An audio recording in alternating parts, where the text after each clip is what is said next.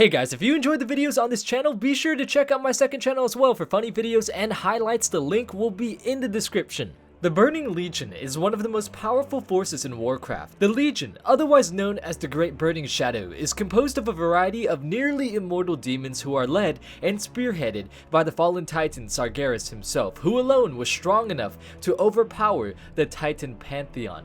Few are able to survive the onslaught of the Legion, let alone stand in the way of the Legion's might. Over the course of thousands of years, the Legion has embarked on a burning crusade throughout the cosmos that has left worlds bathed in blood, consumed by fires, and littered with corpses. However, in Legion, we don't get to see too much of that. Sure, we get to go into invasion points to see worlds conquered by the Legion in the past, but it doesn't feel like anything special. It doesn't really add anything to the lore. Invasion points, although they were a good idea, were implemented quite poorly, and they were definitely a missed opportunity to include more lesser known facts about the Legion that, if you did know and were exposed to, would definitely spark up your interest and curiosity about the Burning Legion. See, in the novel Illidan by William King, the Legion was depicted as truly a force to be reckoned with. William King does an excellent way of portraying the Legion as an unstoppable force that, by hearing them alone, would cause you to instantly lose hope, and you'll see what I mean as we continue on with this video. In the time after Warcraft 3, but before the events of the Burning Crusade, Illidan manages to master a spell that allows him to sever his spirit from his physical body temporarily. This incredibly astounding spell allows him to traverse the Nether and leave Outland. However, it also has a catch. Should any being powerful enough to sense his spiritual presence notice him and attack him, he would either be killed or severed from his body forever. However, with this in mind, Illidan still decides to take the risk of utilizing this spell, as you will now see. While conducting this spell, Illidan wandered through the twisting Nether, accumulating information and insight on how the Legion operated. This was one of the reasons why he was so successful in leading hit and run attacks on the Legion and their strongholds in the cosmos. But it was not all positive goody stuff happening on his end. While spying on the Legion, Illidan saw pretty horrific things. While drifting through the Nether, Illidan saw countless worlds that were devastated by the Legion. He saw a desert world where once there had been luscious forests and grass, yet now all there was a tomb world. Cities were laid to waste and dozens of corpses were piled high, clogging the streets with the stench of decay and fouling the air. Meanwhile, imps were frolicking about, desecrating what once used to be holy grounds without a single care in the world that they were dancing on the corpses of their foes. Illidan, in his incorporeal form, would wander through city to city, land to land, looking for any sign of life or resistance, but all he would find was more devastation and death. He saw creatures that resembled elves but who were physically smaller. They too were dead around some giant weapon that in the end did not save them against the Legion.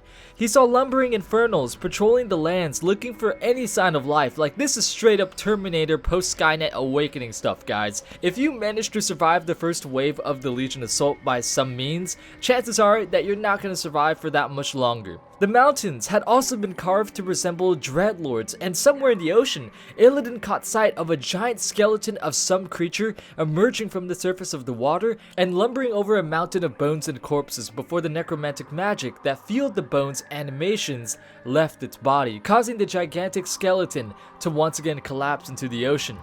Illidan traveled to another world. This one was the exact opposite of the last. Whereas the last was barren desert and scorched wastelands, this one was a water world. However, the oceans were stained blood red and saturated in toxins that the Legion used to easily overpower their aquatic foes and take advantage of their environment.